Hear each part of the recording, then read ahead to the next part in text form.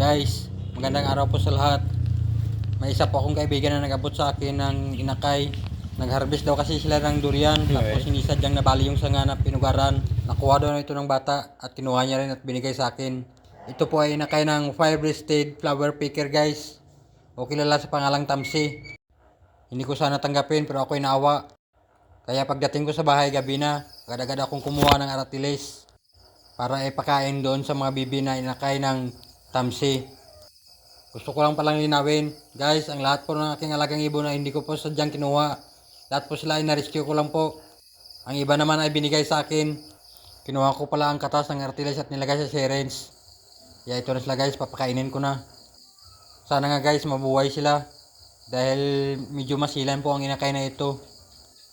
Dito po na part, guys, kinabahan po ako. Dahil akala ko ang inakay na ito ay mangingitlog.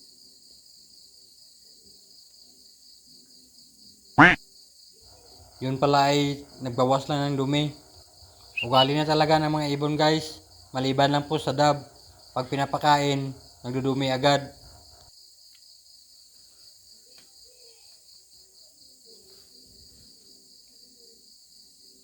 Ito na po yung Bibi Maya natin, guys, at saka Bibi Tamsi. Pangalawang araw po ngayon ng Bibi Tamsi. Ito yung pagkain ng Bibi Tamsi, oh. Yan. Piniga ko na po, nilagay sa syringe. Kainin natin.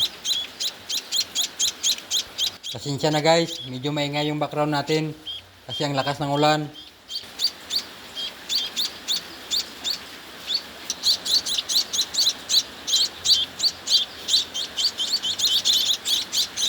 Tapos itong mga Bibi Maya naman, guys, oh. Kainin natin. Ito yung pagkain ng Bibi Maya, oh.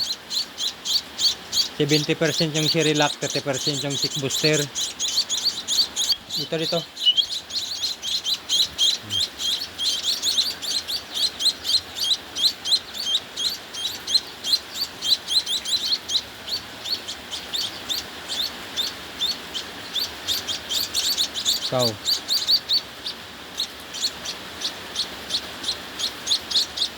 Ikaw, dito ka.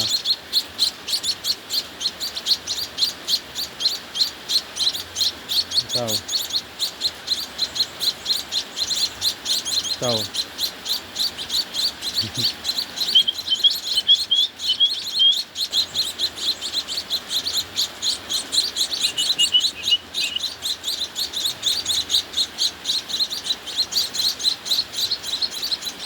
Marunong na po sila, ano, guys, marunong na po silang lumapit pag tinatawag.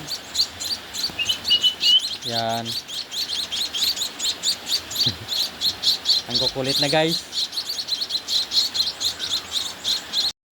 Maraming salamat, guys, sa panonood. At kung pwede, pakipalo naman dito sa page ng mga alaga kong ibon.